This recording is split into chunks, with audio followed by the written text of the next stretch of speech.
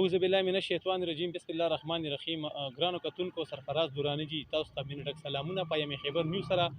ګرانو کتونکو د وخت کې زړه په نوخار نشره کلان کې جی ډیسټریکټ هډ کوارټر هاسپټل کې زه موجود یم او کله دې هاسپټل جی کتا سو تاریخ ګوري نو ماشاءالله 50 کال اوس په دا جی هاسپټل جوړ شوی دی او زموږ د خیبر پختونخوا کې جی کتا سو ډیر نور هاسپټل کتا سو ګوري نو هغه هاسپټل نه جی دا هاسپټل چې کم دی یو ډیر بهتر دی مختلف دلته جی ام اس دلته تیر شوی دی خو خاص کل زه د ام اس مصطفی صاحب خبره کوم نو ماشاءالله یو ډیر اخلاقی یو ډیر خوش مزاج انسان دی او خاص کل هر یو کس سره خپل جی پاسی او سیټ جی منډوي دلته جی موږ پیشنټ سره خبره کوو چې د دې علاج دلته څنګه کیږي کمپلینټس کوي لګیا دي چې هسپتال کې علاج نه کیږي ته بس دی هر یو شیز پکې خصیص برابر هر یو شیز علاج ښه کېږي ډاکټران هم ټول ښه موجود دي راځي ښه وختي نور عالم صاحب رالو رونې ټیک ټاک شکر دی ډېره تکلیف دي سو ما دوه درې اپریشنونه کړو اوس هغې کې خپله نو شوی هغه زخمونه خپله کولو شو او خپله طبي په روان شو خو ماشاءالله دلته چې کم ځي زه د خپل کور خو مې هغې کې امانګړ کې خو لور سره اوسېږم شاګل به اپارټ باندې هسپتال نه مطمئن ماشاءالله زه خو یم ډېر ښه دی د هغه غټو غټو هسپتالونه په دې ښه دی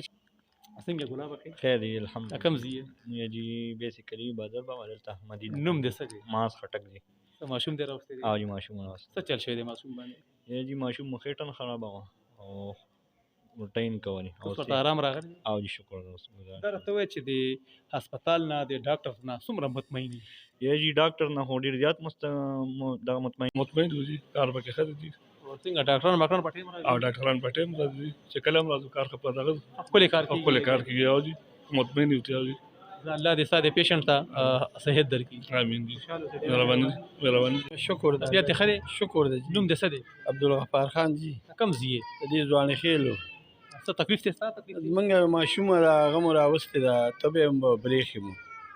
نو منګه خاص کر ګورنمنت دا خواست کوو چې په هسپتال کې کله یو شی راوالي بل شی راوالي بل مهرباني وکړئ هسپتال نه خو مطمئن کنه هسپتال نه ډیر مطمئن یو خو ډاکټران راځي کاکا څنګه خې خیر طبیعت څنګه دی نوم دې څه دی نوم مې لیاقت دا کم ځي ډېر نو خای دا د څه دی انا زی څه چل پېښې وي دي خېټه خراب و لګو څنګه ډاکټر ماکټر علاج میراج صحیح کوي ماشاءالله ډېر خسته علاج کیږي څنګه ځي خې کم ځي څه نوم دی احمد څه تکلیف ته څه دی خیټه خرابه خېټه خرابه ده څنګه علاج میراج صحیح کیږي ډاکټران خو په ټیم راځي ته خوشاله چې علاج صحیح کیږي جی ډېره مهرباني بابا څنګه خې شکر طبیعت څنګه دی نوم دې څه دی دا کم ځي د دې تخیلو نو خارې نو خارې څه تکلیف څه دی ما باندې دار راغله څه شي درد دی ګوردی ډاکټران نو څنګه خوشاله او ډاکټر تاو کو جو وی کاتم علاج میلاج جخي قدربنو دی وخت کې د ایمرجنسي وارډ کې دلته موجود یم یو مشر دلته موږ سره موجود دی یو ماشوم د دې دلته اډمټ دی د مشر سره خبر وکړو دي کاکا څنګه خې ټیک ټاک طبیعت څنګه دی خې ټیک ټاک کم زی نو خارم نوم د څه دی یار محمد څنګه علاج صحیح کیږي علاج خشته کیږي الله